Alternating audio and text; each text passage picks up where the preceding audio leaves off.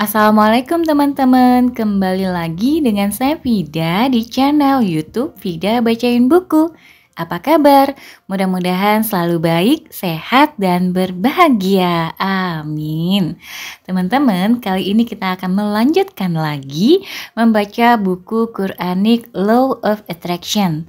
Saat ini kita sudah sampai ke bagian 4, yaitu Al-Quran penjawab segala keinginan.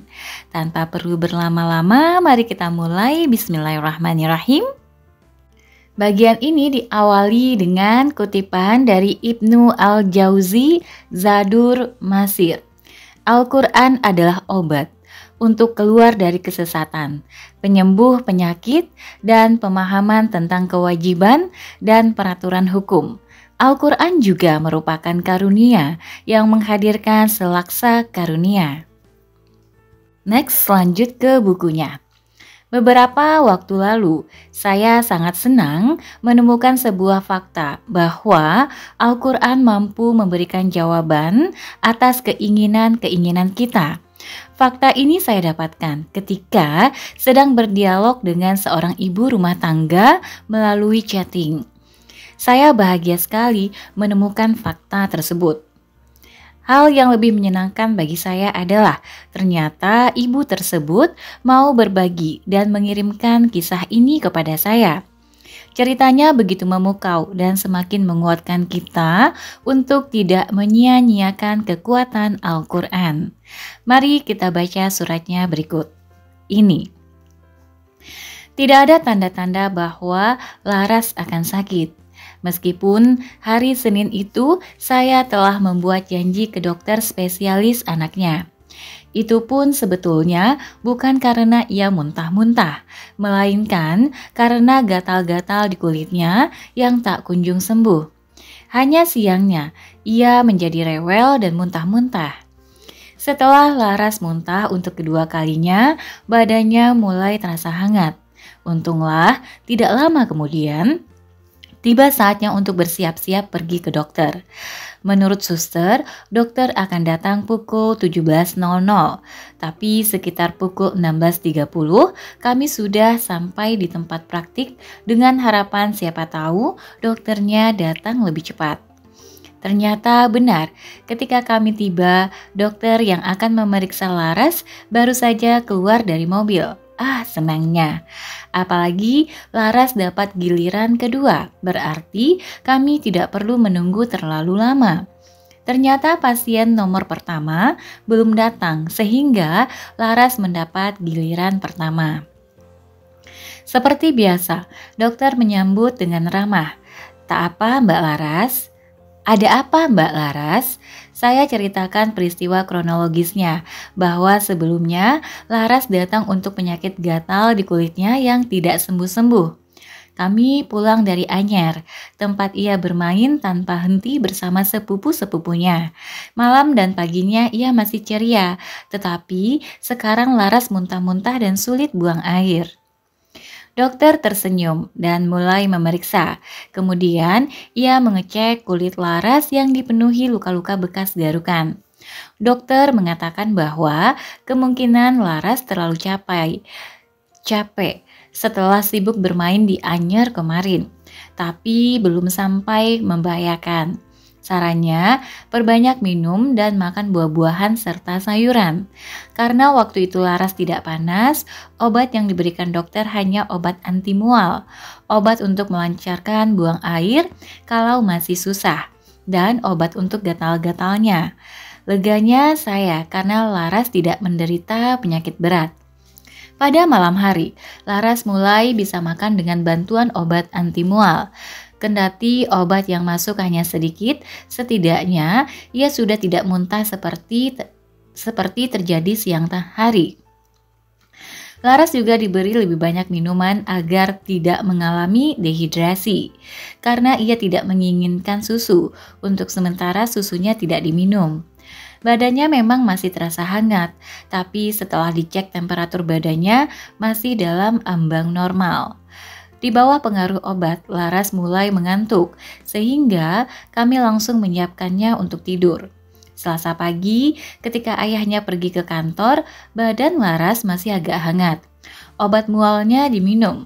Laras mau sarapan meskipun sedikit. Walaupun terlihat agak lemas dan tidak seceria biasanya, mulutnya tetap masih jail. Dia bertanya, "Mama, Iwan mana?" Ibunya menjawab, "Papa Iwan sayang, jangan hanya Iwan, Papa sedang ke kantor." "Oh," katanya. Sejenak kemudian ia bertanya lagi, "Mama, Nanul mana?" Jawab ibunya, "Namanya Mbak Yani sayang, bukan Nanul. Mbak Yani sedang di dapur." "Oh," katanya lagi. Selesai sarapan, ia meminum obat anti getai. Kemudian Laras pun tidur. Saya menemaninya tidur.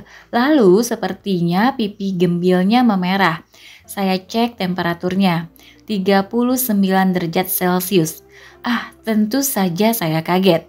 Meski ia sedang tidur, saya bangunkan untuk diberi obat penurun panas. Ia protes, tapi tak lama.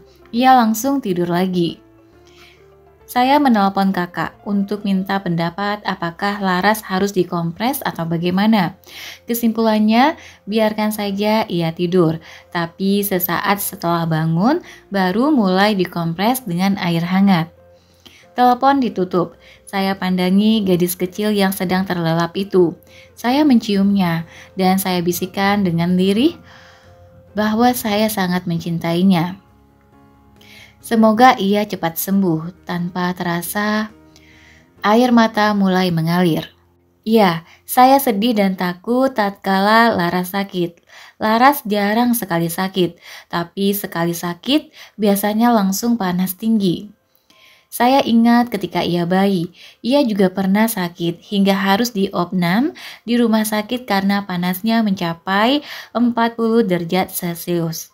Apalagi waktu itu ayahnya sedang menuntut ilmu di luar negeri, sehingga rasa sedih, takut, panik, dan bingung dalam hati bercampur menjadi satu tanpa bisa dikeluarkan. Sekarang ayahnya sudah pulang dari luar negeri. Saya kirim SMS meminta tolong ia pulang jika tidak sibuk. Saya katakan suhu badan Laras bertambah panas. Lalu saya teringat pesan guru mengaji saya, daripada panik tidak keruan, bicaralah dengan Allah, bacalah Al-Quran. Lalu saya teringat pesan guru mengaji saya, daripada panik tidak keruan, bicaralah dengan Allah, bacalah Al-Quran. Saya memohon agar diberi ketenangan hati. Kemudian saya membuka Al-Quran dan saya baca satu halaman. Memang betul, rasanya hati menjadi lebih tenang. Saya mencari arti dari ayat-ayat yang saya baca. Ternyata ayat-ayat yang saya baca adalah surat An-Nahl ayat 94 sampai 102. Pada ayat 96, kata-katanya sungguh masuk ke sanubari saya. Terjemahan ayat tersebut adalah, "Apa yang ada di sisimu akan lenyap, dan apa yang ada di sisi Allah adalah kekal. Dan kami pasti akan memberi balasan kepada orang yang sabar dengan pahala yang lebih baik dari apa yang telah mereka kerjakan." Tak terasa, air mata saya mengalir lebih deras. Saya diingatkan bahwa anak adalah titipan. Apa yang ada di sisimu akan lenyap. Ya, saya harus lebih tabah dan kuat. Merasa sedih tentu normal, tapi sebaiknya janganlah terlalu panik. Bersyukurlah telah dipercaya untuk mendapat anak dan berusahalah sembari berdoa agar anak kita bisa sembuh. Ketika suami saya menelpon, saya sudah cukup tenang untuk berkata bahwa saat ini panasnya sudah menurun. Memang panasnya beneran turun. Jadi saya ungkapkan kalau ia sibuk tidak perlu pulang cepat. Tapi toh suami saya memutuskan untuk pulang saat jam makan siang. Mungkin karena saya sedang hamil sehingga menjadi lebih perasa. Mungkin juga saya hanya lega karena sekarang saya tidak sendirian lagi. Yang pasti, saya merasa lebih tenang saat ayahnya Laras datang. Laras pun terlihat senang karena bisa bermain dengan papanya dari siang hari. Pada sore hari, panasnya naik lagi. Saya kembali memberikan obat penurun panas. Kemudian, badannya dibalur dengan campuran bawang dan minyak kayu putih. Tak lama setelah itu, Laras terus-menerus buang angin dan panasnya turun meski tetap hangat. Makannya menjadi lebih sedikit sehingga kami memperbanyak asupan minumnya. Karena pengaruh obat-obatnya, Laras tidur lebih cepat. Suhu tubuhnya konstan, belum menurun sepenuhnya, tapi juga tidak naik signifikan. Alhamdulillah. Hari Rabu pagi suhu badannya sudah mendekati normal. Perutnya juga sudah membaik karena meski tidak diberi obat mual, sarapannya tidak dimuntahkan lagi. Nafsu makannya masih belum pulih. Laras masih sedikit lesu, tapi ia tetap jahil. Apalagi ketika Aki dan nininya datang menjenguk dan ia melihat hadiah yang dibawa nininya berupa 2 buku cerita Dora the Explorer. Matanya langsung membulat dan ia berseru kepada nininya, ceritakan. Berulang-ulang ia meminta Nini membaca cerita Dora. Kali ini ayahnya tidak perlu pulang cepat. Sekarang kondisi Laras makin membaik. Mudah-mudahan 1-2 hari lagi ia sudah benar-benar sembuh. Begitulah penuturan Sita Resmi Sidarta, seorang ibu rumah tangga yang ketika datang kesedihan justru memilih mendekat pada kitab mulia. Dengan membaca Al-Quran, kesedihan itu seolah-olah terobati. Ada pelipur lara di dalamnya. Al-Quran telah memberikan keinginannya supaya bersabar. Allah akan memberikan balasan atas kesabarannya. Anaknya sembuh kembali, bukan kesabaran dalam berusaha. Buah kesabaran dalam berusaha. Hal yang lebih penting dari itu adalah hatinya tetap tenang dan bertambah yakin bahwa Allah akan memberikan jalan yang terbaik bagi kehidupannya, asalkan dijalani dengan penuh kesabaran. Rahmat Allah pasti menghampiri, seperti yang tertuang dalam Al-Quran surat An-Nahl di atas tadi. Pengalaman teman saya di atas cukup memberikan getaran bagi hati saya bahwa saya semestinya selalu mengembalikan segala problematika kehidupan ini pada nilai-nilai Al-Quran. Al-Quran adalah buku panduan kehidupan yang sempurna, lengkap, dan tak ada yang diragukan di dalamnya. Jika kita mau merujuk ke dalam Al-Quran, kita akan tercengang. Ternyata Al-Quran memberikan banyak solusi dalam menghadapi segala problematika kehidupan ini. Menawarkan solusi problem hidup. Sejak diwahyukan, Al-Quran mengutarakan berbagai penyelesaian problematika dalam kehidupan ini. Banyak surah di dalamnya yang memberikan panduan menjalani kehidupan ini. Bahkan, setiap surah dalam Al-Quran memiliki karakter tersendiri dan unik. Setiap surah dalam Al-Quran memiliki keistimewaan tersendiri. Hal ini menjadi penyebab bahwa Al-Quran mampu memberikan jawaban atas permasalahan dalam kehidupan kita. Terkait dengan persoalan di atas, Sayyid Qutb dalam tafsir Az-Zilalil Quran menegaskan bahwa orang-orang yang hidup di bawah naungan Al-Quran dapat merasakan dan menemukan setiap surah yang memiliki karakter tersendiri, unik, memiliki ciri-ciri khas, metode dan gaya bahasa tertentu, serta memberi solusi terhadap suatu masalah. Oleh sebab itu, orang-orang yang senantiasa mengembalikan persoalannya kepada pesan-pesan Al-Quran akan mendapatkan jawaban yang tepat. Al-Quran ditujukan untuk mendampingi bahtera manusia dalam mengarungi samudra kehidupan di dunia ini. Namun, sungguh disayangkan, sebagian di antara kita lebih memilih buku-buku ramalan, primbon, tarot, dan sejenisnya untuk mencari jawaban permasalahan hidup kita. Kita melupakan bahwa Al-Quran jauh lebih hebat daripada kitab atau buku manapun. Fenomena seperti itulah yang cukup memprihatinkan. Bagaimana kita bisa memperoleh solusi yang tepat menjawab problematika kehidupan ini jika kita tak mau berpegang teguh pada Al-Quran? Rasulullah Shallallahu Alaihi Wasallam meyakinkan kepada kita bahwa Al-Quran dan hadis adalah peninggalan beliau yang sempurna. Tidak perlu diragukan lagi kebenarannya. Beliau meninggalkan dua warisan yang seharusnya menjadi panduan kita untuk melangkah. Dengan mengamalkan ajaran dalam Al-Quran dan Sunnah, kita tidak akan tersesat selamanya. Ali bin Abi Thalib pernah mengungkapkan bahwa Al-Quran tidak pernah lapuk karena sering diulang-ulang. Keajaiban-keajaibannya tidak akan pernah habis. Siapa saja yang berbicara berdasarkan Al-Quran, maka ia benar. Yang mengamalkannya, maka ia memperoleh pahala. Dan siapa saja yang mengajak manusia kepada Al-Quran, maka ia diberi petunjuk menuju jalan yang lurus, Shiratal Mustaqim. Kita yang hidup di zaman ini sangat membutuhkan Al-Quran. Oleh karena itu, kita perlu memahami kemauan Al-Quran. Kita harus mendekatinya. Tidak cukup itu saja, kita pun harus bersikukuh bagaimana mendaya gunakannya supaya mampu berinteraksi dengan diri kita. Kita harus mengerti benar tata cara menggunakan Al-Quran supaya manfaat dan syafaatnya benar-benar menyatu dalam kehidupan kita. Bagian ini akan memberikan panduan kepada Anda bagaimana mendaya gunakan Al-Quran sebagai sumber kebahagiaan dalam hidup. Sebuah kutipan ayat, "Sungguh telah datang kepadamu pelajaran Al-Quran dari Tuhanmu, penyembuh bagi penyakit yang ada dalam dada dan petunjuk serta rahmat bagi orang yang beriman." Quran Surat Yunus Surat 10 ayat 57.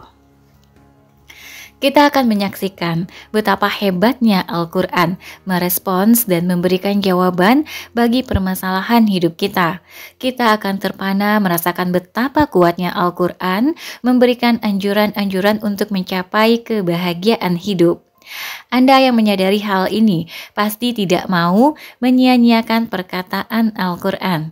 Kita akan banyak mendapati bahwa Al-Quran selalu menuntun kita menjadi manusia hebat, berpikir positif, berprasangka baik, dan menuju pada cahaya yang terang benderang, seperti yang tercantum dalam surat Al-Ma'idah ayat 15-16.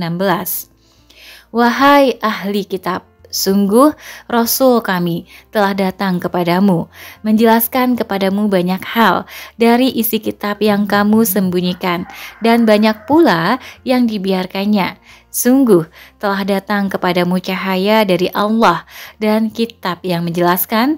Dengan kitab itulah Allah memberi petunjuk kepada orang yang mengikuti keridhoannya ke jalan keselamatan. Dan dengan kitab itu pula Allah mengeluarkan orang itu dari gelap gulita kepada cahaya dengan izinnya dan menunjukkan ke jalan yang lurus. Rasulullah Shallallahu Alaihi Wasallam menjadi teladan yang paripurna, uswatun hasanah. Beliau seorang pemimpin dan negarawan yang memahami politik dan pertempuran. Beliau juga seorang kepala rumah tangga dan masih banyak lagi peran yang beliau jalankan dalam kehidupan. Apakah beliau tertekan dengan amanah itu? Apakah beliau merasa kesulitan menghadapi banyak masalah? Jawabannya tidak. Justru Rasulullah Shallallahu Alaihi Wasallam merasa tertantang. Beliau melakukan semua amanah dengan rasa bahagia. Tiada beban sekecil apapun yang dirasakannya. Beliau meyakini pertolongan Allah pasti datang. Petunjuk-petunjuk seperti itulah yang tertuang dalam Al-Quran. Logikanya, kalau Rasulullah saja menyelesaikan permasalahannya dengan merujuk Al-Quran, mengapa kita yang masalahnya tidak seberat Rasulullah tidak mau merujuk ke sumber paling hebat tersebut? Jadi, ketika kita diterpa musibah yang dahsyat, ambillah Al-Quran, bacalah, pahami, lalu temukan solusi di dalamnya. Alasan apa untuk menolak hidayahnya? Nikmat Tuhan mana yang kita dustakan? Lalu, bagaimana cara menemukan solusi-solusi atas permasalahan kita di dalam Al-Quran? Tenang, saya akan memberikan beberapa tips menarik yang dapat Anda praktikkan. Tipsnya sederhana, tetapi memberikan efek yang dahsyat dalam diri Anda. Lebih mengejutkan lagi, ternyata cara-cara yang saya berikan sudah dibuktikan oleh beberapa teman saya maupun guru-guru ngaji saya. Mari kita mulai. Cukup 3 tahapan yang Anda perlu lakukan. 1. Bukalah Al-Quran secara random. 2. Lihat dan bacalah. Dan 3. Renungkanlah dalam-dalam. Pertama, bukalah Al-Quran secara random, acak. Anda masih ingat dengan kisah Ibu Sita Resmi Sidarta di bagian awal bab ini? Ia membaca 1 halaman Al-Quran, kemudian ia mencari artinya. Ternyata arti ayat-ayat yang ia baca memberikan solusi atas kegundahan hatinya. Kita dapat mempraktikkan cara seperti ini ketika kita diterpa permasalahan yang pelik dan rasanya sangat berat mencari penyelesaian akhir. Cobalah membuka Al-Quran secara random atau acak. Sebelum kita membuka Al-Quran, berdoalah terlebih dahulu dan luruskan niat. Kita dapat berdoa seperti ini. Ya Allah, sampai saat ini saya belum menemui jalan keluar permasalahan saya ini. Saya memohon dengan penuh harap kepadamu untuk memberikan jalan yang terbaik. Setelah kita menjernihkan pikiran kita dengan doa tersebut, duduklah dengan tenang. Kira-kira 3-5 menit, cobalah tenangkan pikiran. Kalau kita masih merasa belum tenang, cobalah berwudu. Rasakan sejuknya aliran air wudu yang mengalir ke ubun-ubun kita. Kalau tak juga merasa tenang, alangkah baiknya jika sholat sunnah. Cukup 2 rakaat. Sholat sunnah setelah mengambil air wudhu sangat dianjurkan. Setelah sholat, berdoalah dengan penuh syukur. Praktikkan cara berdoa yang sudah saya paparkan di bab sebelumnya. Setelah berdoa, ambillah Al-Quran, lalu bukalah terserah halamannya berapa saja, lalu bacalah. Dengan membuka Al-Quran secara acak atau random, sebenarnya kita sedang memasrahkan semua permasalahan kita kepada Allah. Aslamna billah. Kita yakin bahwa Allah akan memberikan jawabannya melalui Al-Quran. Pikiran dan perasaan kita terfokus pada penyelesaian permasalahan. Perasaan dan pikiran positif kita segera terbentuk setelah kita yakin. Begitulah kira-kira keyakinan yang ada dalam diri kita ketika memasrahkan segala permasalahan kepada Allah Subhanahu wa Ta'ala. Ketika kita membuka Al-Quran, keyakinan yang kita pupuk mulai membaik. Kita mulai meyakini bahwa Allah akan memberikan jalan terbaik. Hakul yakin. Apabila kita belum menemukan jawaban atas permasalahan ini, jangan berputus asa. Yang kita butuhkan adalah tetap berpikir positif, husnuzon. Mungkin Allah masih menguji kesabaran dan keseriusan kita.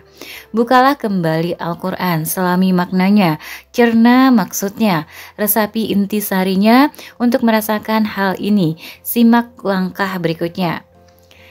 Dengan beberapa kali kita membuka Al-Quran, insya Allah kita akan menemukan jawabannya. Kedua, lihat dan bacalah. Setelah kita membuka Al-Quran secara acak, bacalah ayat tersebut perlahan-lahan. Bacalah beberapa ayat sekurang berulang-ulang sampai kita merasa nyaman. Lantunkan ayat-ayat tersebut dengan suara merdu. Sengaja saya menganjurkan Anda untuk mengalunkan ayat suci Al-Quran dengan suara merdu agar Anda merasa tenang dan nyaman. Alun-alunan Alunan-alunan bacaan Al-Quran dapat menyejukkan hati kita. Bahkan bacaan-bacaan Al-Quran memiliki unsur musikal yang dapat melembutkan dan mencerdaskan hati kita. Mengenai hal ini kita dapat membaca buku saya Smart Heart. Bacalah perlahan-lahan dan nikmatilah. Misalnya kita menetapkan 5 ayat saja, bacalah 5 ayat tersebut berulang-ulang. Ya, bacalah berulang-ulang dan nikmatilah. Setelah kita merasa nyaman, cobalah kita simak arti dari ayat Al-Quran tersebut. Lihatlah artinya, bacalah artinya berulang-ulang sampai kita benar-benar memahaminya. Setelah kita memahaminya, baca kembali ayat tersebut dengan suara keras sambil membayangkan maknanya. Bacalah berulang-ulang. Dengan cara seperti ini kita sedang melakukan afirmasi dan mengirimkan getaran-getaran positif dalam kehidupan kita, sesuai dengan hukum ketertarikan. Bagi yang sudah melakukan tahapan kedua ini, saya yakin kita mulai merasa tenang. Perasaan kita mulai membaik, emosi kita pun mulai stabil. Perasaan-perasaan yang baik tersebut menyebabkan pikiran kita turut membaik. Yang tadinya kita merasa kesal, stres, lelah, dan sebagainya, lambat laun berganti menjadi tenang, bahagia, syukur, cinta, dan seterusnya. Ini seperti penegasan Rasulullah Shallallahu Alaihi Wasallam dalam sebuah hadis. Setiap kali suatu kaum berkumpul di dalam salah satu rumah Allah untuk membaca Al-Quran dan saling mengajari di antara mereka, maka ketenangan turun kepada mereka, rahmat meliputi mereka, para malaikat mengelilingi mereka, dan Allah menyebut-nyebut mereka di depan makhluk yang ada di sisinya. Benar sekali apa yang dikatakan Rasulullah Shallallahu Alaihi Wasallam. Keadaan seperti itulah yang sering saya rasakan ketika mengalunkan ayat-ayat suci Al-Quran. Ketika pikiran saya dipenuhi dengan kelelahan karena banyak pekerjaan yang harus diselesaikan, dengan melantunkan ayat-ayat Al-Quran, pikiran saya menjadi segar kembali, perasaan saya tenang, pikiran saya jernih, hati saya sejuk, tidur pun terasa nyenyak. Saya yakin sekali bahwa ketika saya membaca Al-Quran, ketenangan, rahmat, dan malaikat akan menyelimuti diri saya, semesta ikut bertasbih. Oleh karena itu, sekali lagi, jadikanlah kegiatan membaca Al-Quran sebagai rutinitas kita. Bacalah Al-Quran 5 hingga 15 menit saja setiap hari. Lebih lama tentu lebih baik. Semakin lama kita membaca ayat-ayat Al-Quran dan memahami artinya, berarti kita sedang mengkondisikan perasaan dan pikiran kita menjadi lebih positif. Al-Quran adalah syifa atau obat penawar bagi hidup. Kita imani hal ini dengan sesungguhnya. Ketiga, renungkanlah dalam-dalam. Ketika kita membaca Al-Quran, bayangkanlah kalau kita sedang berdialog dengan Al-Quran. Rasakanlah bahwa Al-Quran sedang berbicara dengan diri kita. Bacalah satu ayat, kemudian berhentilah. Rasakan kembali Al-Quran sedang berbicara dengan kita. Kita berdialog dengannya, dengan sapa yang bersih dan ikhlas. Kita bisa merasakannya dengan syarat kita benar-benar paham dan merenungi makna ayat yang sedang kita baca. Next, manakala tahapan kedua di atas sudah kita kuasai tentang cara membaca Al-Quran lalu memahami artinya, kemudian membacanya kembali berulang-ulang. Teruslah demikian hingga kedamaian muncul sesuai dengan kondisi kita. Tahapan kedua di atas mengkondisikan pikiran dan perasaan kita menjadi tenang. Nah, sekarang saatnya kita merenungkan ayat-ayat yang kita baca secara mendalam. Berhentilah membaca sejenak, diamlah sebentar, pahami kembali kandungan ayat yang telah kita baca. Misalkan ketika kita sedang dilanda problematika kehidupan, lalu tiba-tiba menemukan surat Al-Baqarah, tepatnya ayat 153. Wahai orang-orang beriman, mohonlah pertolongan kepada Allah dengan sabar dan sholat. Sungguh Allah beserta orang-orang yang sabar. Pahamilah ayat itu sesuai dengan kemampuan kita. Rasakanlah bahwa Al-Quran sedang berdialog dengan kita. Ia meminta kita supaya bersabar dalam menjalani setiap permasalahan hidup yang dihadapi. Bersabarlah. Allah selalu bersama orang-orang yang sabar. Allah akan memberikan rahmat dan karunia-Nya. Kita pun diperintahkan untuk mendirikan sholat. Sholat akan membuat hati kita semakin tenang, pikiran kita menjadi jernih. Dengan menjalani hal ini, niscaya kita akan mudah menemukan solusi terbaik untuk keluar dari permasalahan yang kita hadapi. Sebenarnya setiap orang mampu memutuskan atau mencari solusi terbaik dalam hidupnya. Akan tetapi, terkadang pikiran dan perasaan mereka menjadi buntu. Penyebabnya, pikiran dan perasaan mereka tidak tenang, kacau dan terlalu dibebani banyak pikiran. Mereka tidak bisa berpikir dengan jernih. Sedikit saja memikirkan permasalahan hidup, kepala terasa berat, pusing dan penuh tekanan. Kalau sudah begini, secerdas apapun kita, pasti kita tidak mungkin mendapatkan jalan keluar terbaik. Kita membutuhkan ketenangan yang dapat kita peroleh melalui sholat dan sabar. Renungkanlah baik-baik setiap ayat Al-Quran yang kita baca. Selami maknanya dalam kehidupan kita sehari-hari. Arungi samudera maknanya. Insya Allah kita segera menemukan solusi tepat atas problematika kehidupan kita. Setelah kita merenungi ayat-ayat tersebut, pejamkan mata kita, renggangkan seluruh otot-otot kita, lalu visualisasikanlah bahwa seluruh masalah kita sudah beres.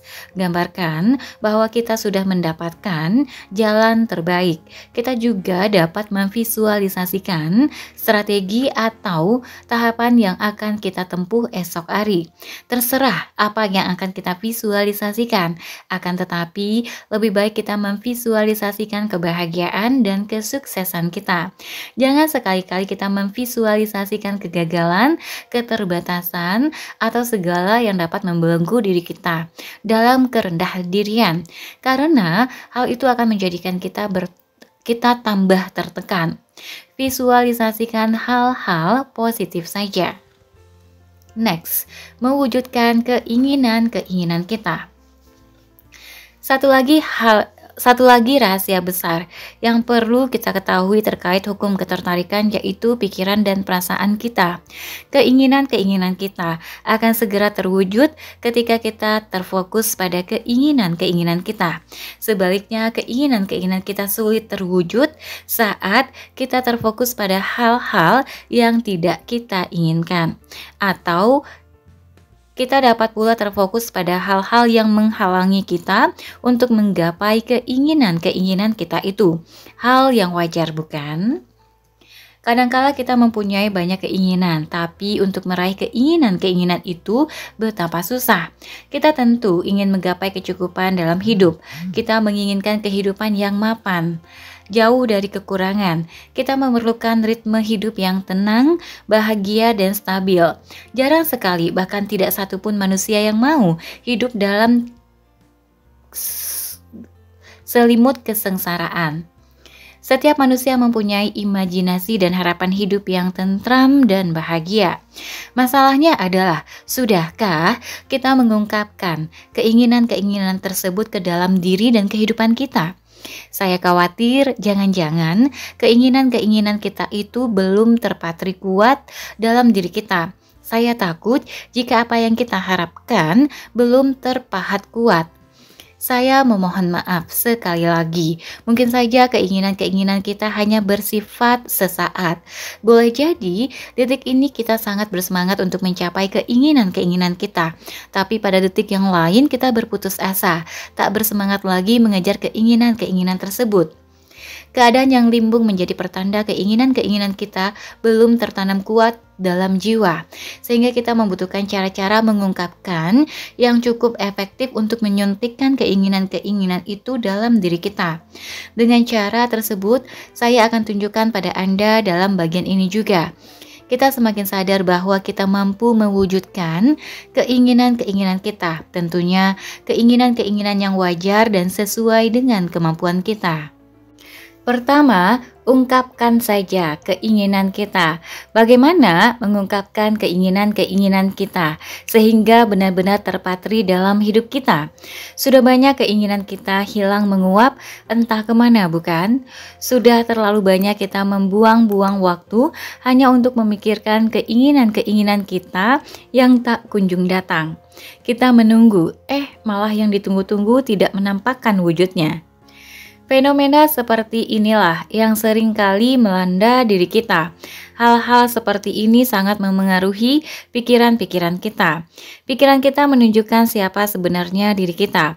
Mereka yang selalu berpikir tidak bisa mewujudkan keinginan-keinginan mereka, maka tidak akan pernah bisa mewujudkannya.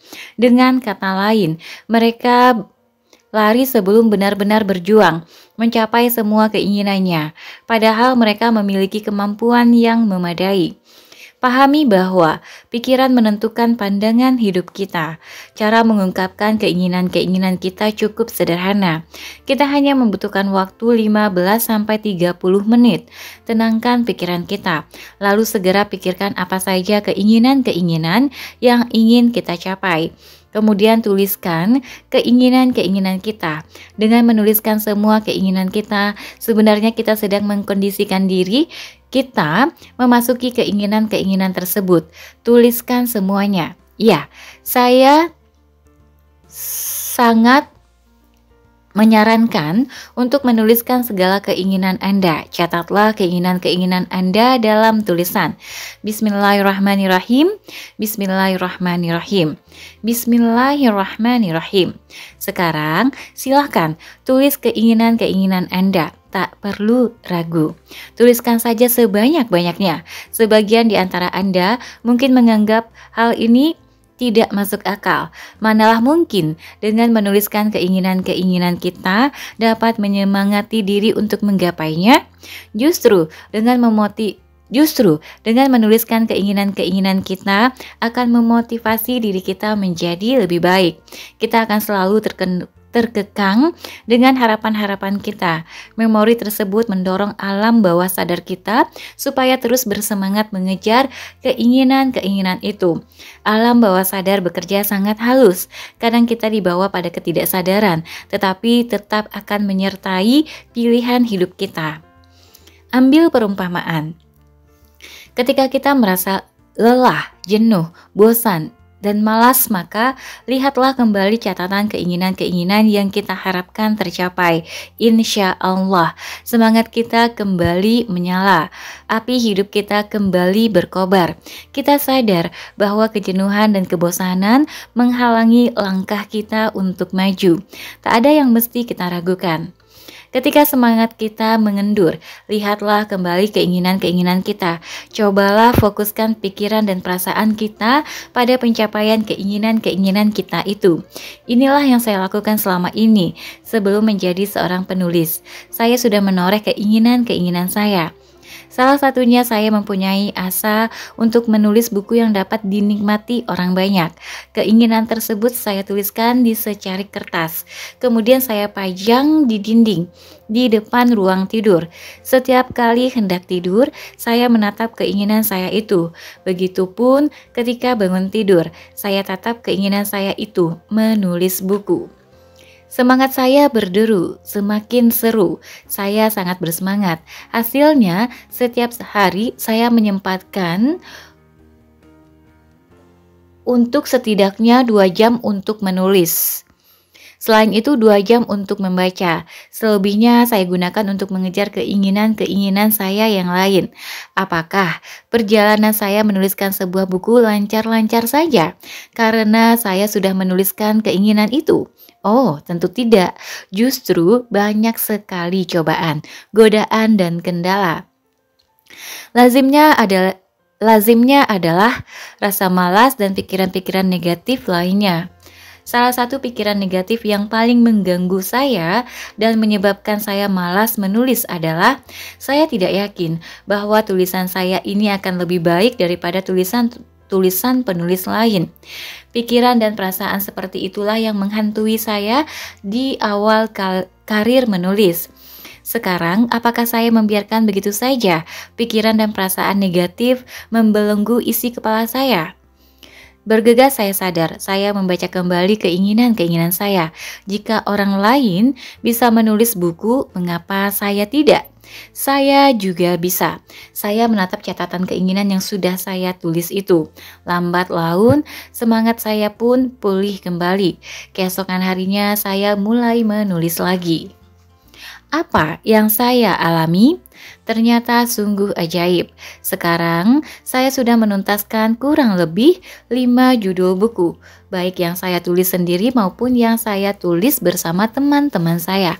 Menakjubkan. Setidaknya saya merasakan bahwa keinginan-keinginan yang ditulis jauh lebih menggerakkan daripada keinginan yang hanya sebatas ucapan.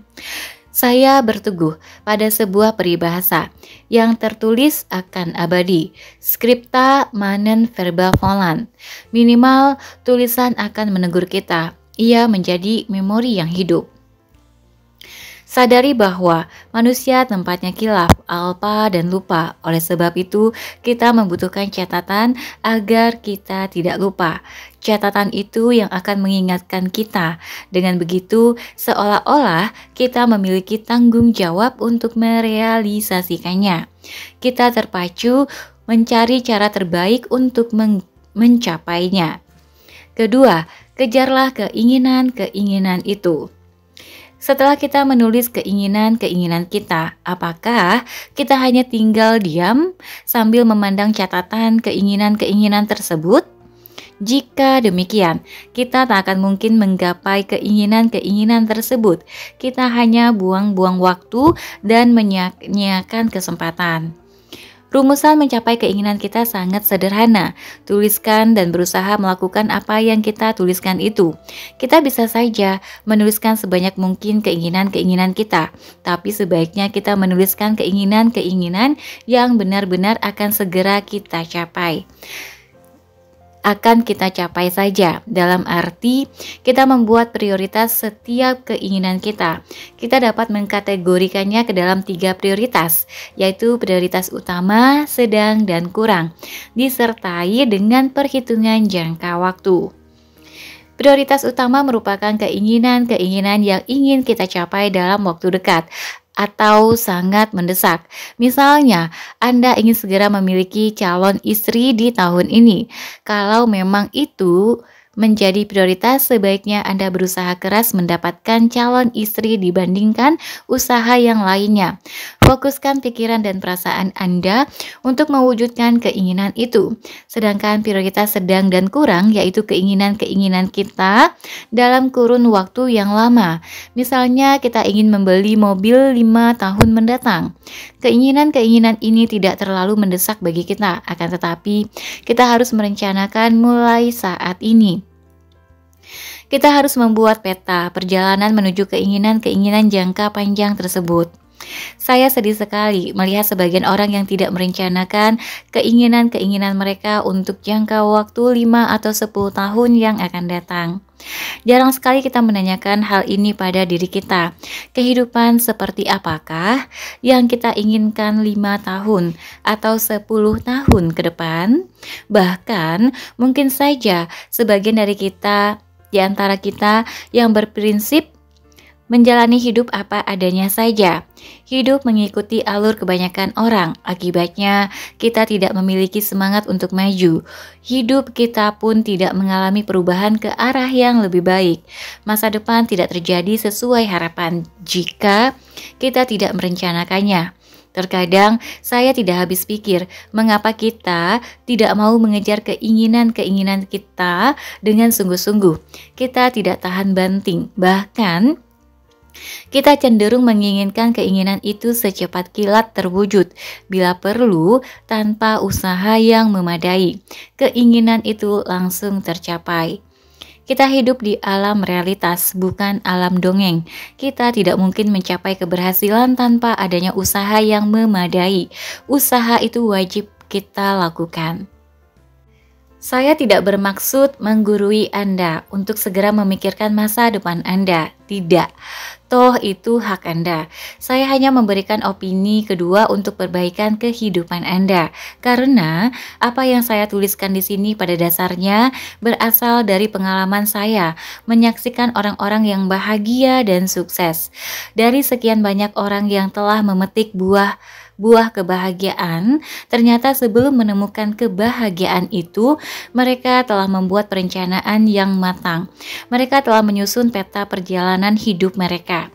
Kabar baiknya, mereka tidak hanya mendesain satu peta perjalanan, mereka memiliki banyak peta perjalanan. Peta perjalanan itulah yang mereka jadikan acuan untuk mencapai keinginan-keinginan mereka. Tentunya, mereka juga terus termotivasi karena mereka sudah memiliki keyakinan kemana mereka harus melangkah. Tujuan hidupnya jelas, akan tetapi ingat, gagal merencanakan bisa membuat sebuah perencanaan yang gagal.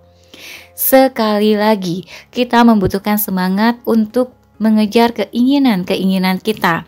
Semangat itu hanya dapat melalui perenungan ayat-ayat suci Al-Quran. Al-Quran merespons diri kita. Ketika kita bersemangat, Al-Quran akan menambahkan semangat itu. Semangat apapun itu yang sesuai tuntunan Allah akan terpacu. Kita hanya membutuhkan konsistensi, istiqomah. Kita membutuhkan panduan terbaik dalam hidup ini, yakni Al-Quran. Kita memerlukan Al-Quran sebagai penerang dalam hidup, sebagai sandaran ketika terjepit oleh permasalahan yang pelik. Ketiga, sandarkan pada Al-Quran. Sesungguhnya orang yang dalam rongga badannya tidak terdapat sesuatu dari Al-Quran adalah seperti rumah yang roboh. Hadis riwayat Tirmidzi. Kita kerap membaca di media massa nasional maupun lokal tentang tindak perilaku di luar nilai-nilai kemanusiaan. Kita sering mendapati berita pemerkosaan, bunuh diri, pencopetan, pembunuhan, dan tragedi hidup yang naas lainnya. Ternyata, kebanyakan kisah yang mengenaskan tersebut berawal dari ketidakberdayaan menahan dera kesulitan hidup. Perekonomian yang morat-marit mendesak seorang kepala keluarga untuk mencuri atau bahkan menghabisi nyawa istri dan anak-anaknya. Mengapa seorang ayah tega mengakhiri nyawa anaknya? Seolah kasih sayang lenyap begitu saja, gara-gara tidak mampu lagi menafkahi anak dan istrinya. Nyawa menjadi taruhan yang tidak sesuai dengan ajaran agama. Inilah yang sekarang kerap kali kita saksikan baik melalui media elektronik maupun media cetak. Benarkah kasih sayang seorang manusia menguap begitu saja karena keadaan ekonomi yang terjepit? Tidak sepenuhnya benar. Masih ada sebagian orang yang kita temukan sangat tegar. Meskipun hidup dalam kemiskinan, mereka tetap memelihara kasih sayangnya. Kasih sayang adalah segala-galanya karena dalam hati mereka melekat nilai-nilai Al-Quran. Meskipun miskin, hati mereka kaya. Hati mereka selalu dinaungi kesyukuran kepadanya. Saya sendiri merasakan bahwa saya membutuhkan sebuah tiang penopang untuk menjadi sandaran hidup. Saya membutuhkan panduan yang bisa menenteramkan saya meskipun keadaan ekonomi saya belum membaik. Saya memerlukan petunjuk untuk menelusuri rimba dunia ini. Saya haus dan dahaga pada Al-Quran. Kalau saya pikir-pikir, sekarang ini banyak dari kita yang menyandarkan diri pada gemerlap harta dan kekayaan. Imbasnya, kita menjadi budak kehidupan, keserakahan Fir'aun dan Qarun yang hinggap terkadang lupa kita sadari. Parahnya, kita lupa bersyukur kepada Allah, padahal semua karunia hidup adalah pemberiannya. Kalau sudah begini, saya khawatir ketika harta itu lenyap, kita tidak ada tempat untuk bergantung lagi. Kita menjadi stres, merasa sangat tertekan. Sadarlah, diri kita selama ini kita lebih berat menjaga harta. Sebaliknya, kalau kita sandarkan hidup kita pada nilai-nilai Al-Quran, niscaya hati dan pikiran kita menjadi tenang. Meskipun kita kehilangan banyak kekayaan, kita tak pernah menjadi takut. Walaupun usaha kita mengalami kerugian, kita tak pernah gentar berusaha kembali. Kendati kita gagal, kita pantang untuk menyerah. Kita meyakini bahwa Allah senantiasa membimbing kita.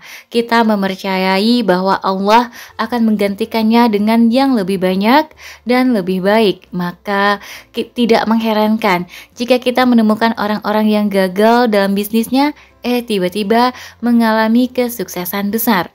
Mereka mempunyai keyakinan yang kuat pada Allah. Mereka menyadari bahwa Allah akan memberikan yang terbaik bagi kehidupan.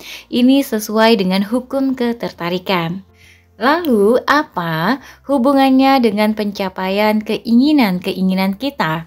Dalam penjelasan sub-sub bab sebelumnya, saya menyemangati Anda untuk mengejar keinginan Anda. Saya harap Anda sudah merasa yakin bahwa Anda dapat merengkuh impian-impian Anda. Setelah kita memiliki semangat untuk mengejar impian-impian, lalu menuliskannya dalam sebentuk peta perjalanan hidup kita dan berusaha sekuat tenaga mewujudkannya, langkah selanjutnya adalah kita harus pasrah. Maksud pasrah di sini adalah kita perlu tetap bersandar pada Al-Quran. Ketika kita mengalami banyak rintangan, hambatan, dan cobaan, kembalikan semua itu pada nilai-nilai Al-Quran. Kita dapat membaca dan memahami nilai-nilai dalam Al-Quran. Tahapan ini membuat kita akan semakin tegar mewujudkan keinginan-keinginan kita. Inilah yang saya sebut sebagai tindakan memperkuat ketegaran. Next, memperkuat ketegaran. Saya sadari betul bahwa tidaklah mudah bertahan di tengah himpitan hidup. Kita sudah berusaha mati-matian, tapi hasil yang kita tuai belum sesuai dengan harapan kita. Dalam keadaan seperti ini, kita harus tetap bertahan. Saya teringat sebuah kisah sukses penjual air kemasan. Saat pertama kali ia mengenalkan bisnisnya, banyak orang yang mencela, bahkan banyak orang yang tak percaya bisnisnya itu akan berhasil. Dalam dasar edan, mana mungkin di negeri yang makmur dan berlimpah air begini akan laku menjual air dalam kemasan? Mustahil. Sang pengusaha air kemasan ini tak pernah mundur sejengkal pun. Apapun yang dikatakan orang-orang di sekitarnya, ia tetap tegar. Di tengah tekanan itu, ia masih mempertahankan keyakinannya. Ia teguh pada pendiriannya. Ia percaya bahwa usaha ini akan mengalami kesuksesan besar. Keyakinan itu terbukti saat ini. Meskipun negeri ini berlimpah air kemasan tetap laku terjual. Seandainya kita berada di posisi sang pengusaha air kemasan, apa yang akan kita perbuat? Apakah kita akan mengikuti perkataan sebagian orang tersebut? Ataukah kita percaya dengan kemampuan diri kita dan keyakinan-keyakinan kita? Tidaklah mudah mempertahankan keteguhan diri di tengah terjangan ombak dan badai. Meski demikian, apabila kita memiliki pegangan yang kuat, saya yakin kita akan tetap berdiri tegar. Meskipun gelombang ombak datang menghantam, kita tetap tegak. Kita hadapi ombak-ombak itu, bahkan kita menantangnya. Untuk itu kita membutuhkan pegangan yang kuat. Di dunia ini kita membutuhkan Al-Quran sebagai pegangan hidup. Kita tidak akan pernah takut menghadapi terpaan badai kehidupan. Justru kita semakin bertambah kuat. Maka tidak ada yang mesti kita jadikan pegangan selain Al-Quran. Sumber kebahagiaan, yaitu kebahagiaan yang langsung bersumber darinya. Allah yang maha bijaksana. Baiklah, kalau dalam bab ini kita banyak membicarakan bagaimana Al-Quran merespons keinginan-keinginan kita, pada bab selanjutnya saya akan tuntun Anda merespons Al-Quran. Saya akan memandu Anda menggunakan diri Anda untuk memasuki alam Al-Quran. Kemudian Anda dapat langsung berinteraksi dengan Al-Quran lebih erat lagi. Saya juga akan menyertakan contoh-contoh konkret bagaimana cara kita merespons Al-Quran. Silahkan Anda membaca bab terakhir dari buku ini. Temukan kedahsyatan Al-Quran sebagai sumber hukum ketertarikan. Jangan lewatkan begitu saja. Oke, teman-teman, sampai di sini dulu untuk bagian buku keempat ini. Nanti kita akan ketemu lagi pada bab cara kita merespons Al-Quran. Terima kasih telah mendengarkan sampai akhir. Terima kasih sudah like, comment, subscribe, dan juga membagikan video ini. Sampai jumpa. Assalamualaikum warahmatullahi wabarakatuh.